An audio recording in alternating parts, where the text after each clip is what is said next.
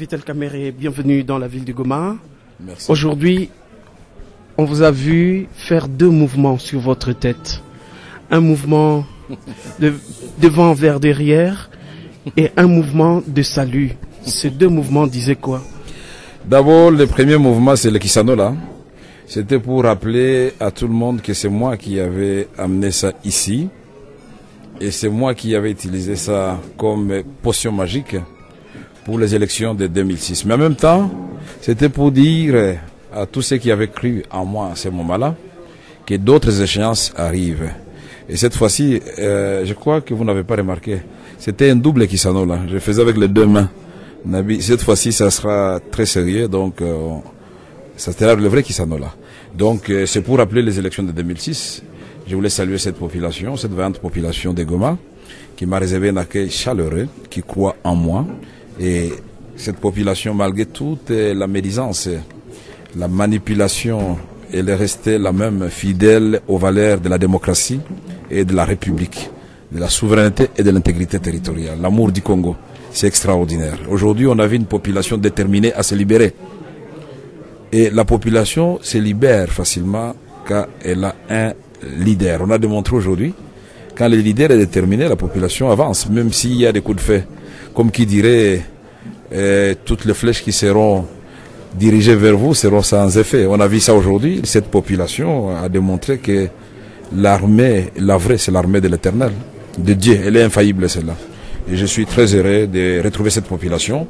Et je vais témoigner, moi-même, j'ai vu qu'il y a l'insécurité dans le Nord Kivu, puisque j'ai été accueilli par l'insécurité. Et donc, rien n'a été fait. Nous avons promis la paix, il n'y a pas de paix. Nous avons promis des routes, ce sont des trous. On a promis l'éducation nationale, les parents peinent à scolariser leurs enfants. On a promis les soins de santé. Je sais qu'il y a beaucoup de malades qui ne savent pas se faire soigner. On a promis à manger, c'est la faim, le ventre vide. J'ai vu des visages, des gens souriaient parce qu'ils me voyaient. Mais visiblement, les gens ne sont pas en bonne santé. On a promis beaucoup de choses, mais rien n'a été fait. C'est comme je l'avais dit aujourd'hui, on avance de 100 mètres, mais on recule de 1000 mètres. Et donc, nous avons créé l'Union pour la nation congolaise pour rassembler cette population. C'est parce que je suis convaincu et je suis attaché aux valeurs de l'unité, aux valeurs de l'amour, aux valeurs... nous considérons la souveraineté, l'intégrité territoriale comme quelque chose de sacré pour lesquels nous pouvons accepter même les martyrs.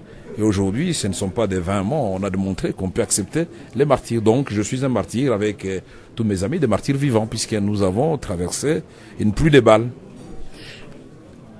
Vous avez un langage à la fois politique, spirituel, un langage social. Qu'est-ce que vous allez faire de ces blessés et de ces morts? Est-ce que ce n'est pas prémonitoire pour quelqu'un qui lit la Bible comme vous de dire l'avènement de Vital Kamerhe, c'est un avènement qui amène la mort également? Non, je pense que le peuple de Dieu, et quand vous lisez dans la Bible, beaucoup de rois ont livré beaucoup de guerres pour libérer le peuple de Dieu. Donc c'est biblique d'abord. Et comme vous le voyez très bien, la couleur rouge sur les drapeaux de notre parti, c'est le sang de tous les Congolais, depuis l'indépendance jusqu'à ce jour, qui sont morts pour l'unité du Congo. Et cette couleur rouge, c'est notre détermination à préserver les valeurs de la démocratie, de la souveraineté, de l'intégrité territoriale, du bonheur du peuple congolais. Pas seulement la paix et la sécurité, mais le pain aussi. Le peuple a besoin de manger. Et la couleur rouge, ça veut dire, même s'il faut pour cela qu'on meure, on accepte la mort. Et nous disons donc, nous devons chasser la peur, puisque notre Constitution, à son article 23, dispose que tout Congolais doit jouir de sa totale liberté de penser, de mouvement, de critiquer, pour autant que cela soit conforme à la loi. Et c'est ce que nous avons fait. Notre représentant de l'UNC à Goma a écrit, parce que nous savions qu'on ne devait pas donner de prétexte à nos amis. Même quand nous savons les ministres viennent ici, ou les gens du PPRD n'écrivent pas au maire de la ville, ils doivent bénéficier du même traitement que tout le monde. Pourquoi le PPRD peut venir, les dirigeants du PPRD n'écrivent pas au maire de la ville et ils peuvent faire des meetings?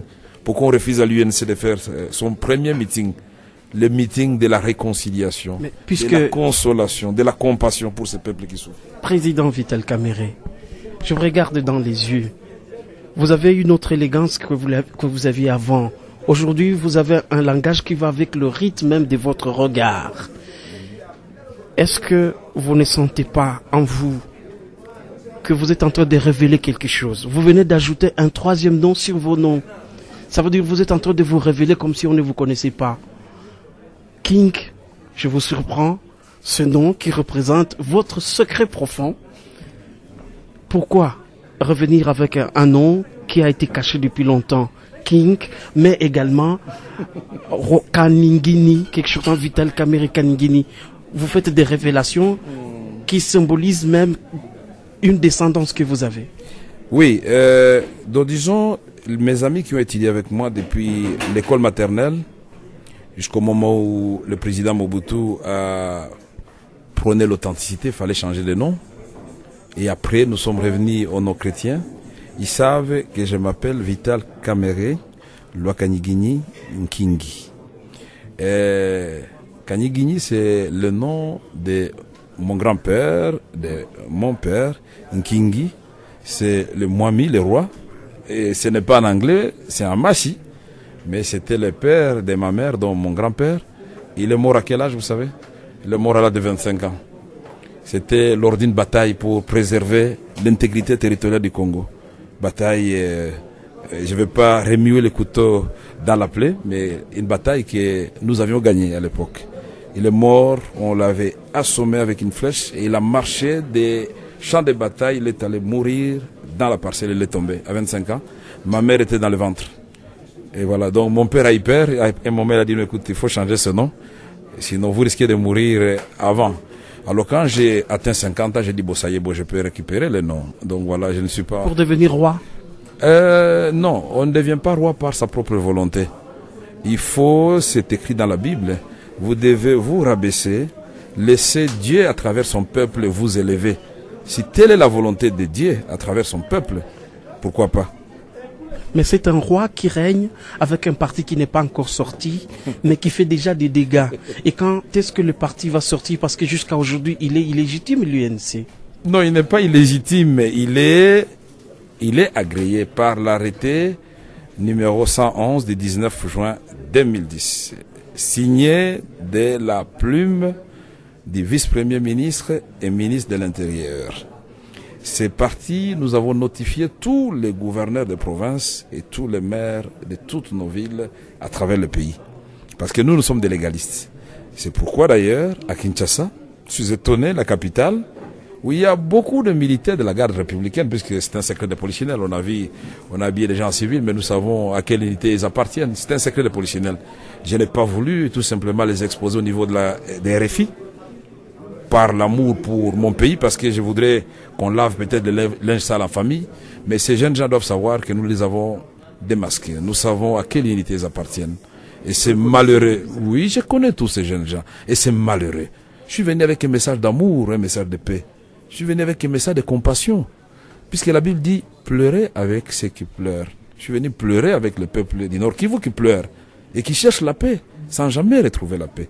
Qui cherche le pain, sans jamais retrouver le pain. Le bonheur qui s'éloigne chaque jour qui passe. Alors vous voulez que nous fassions quoi? Que nous abandonnions tous ces peuples? Non, moi je n'abandonnerai pas.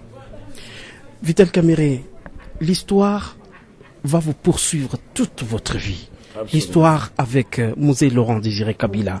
L'histoire avec son fils Joseph Kabila. En lisant sur Wikipédia, le dictionnaire universel dans le monde, sur Internet, Vital Kamere, Denis Kalume le général, Joseph Kabila le général, c'était le seul civil à l'aéroport d'Njili. Oui. Aujourd'hui, qu'est-ce que vous faites de votre ancien patron? Ça, vous me faites une révélation, vous me donnerez les références de ces dictionnaires, ça me fait plaisir. Effectivement, nous avons défendu la capitale au niveau de Kinshasa. À l'époque, c'était au mois d'août quand l'armée des pays qui nous avaient agressés à l'époque ont failli s'emparer de la capitale. Donc je ne suis pas dans mon premier réflexe, donc c'est un réflexe que j'ai depuis très longtemps.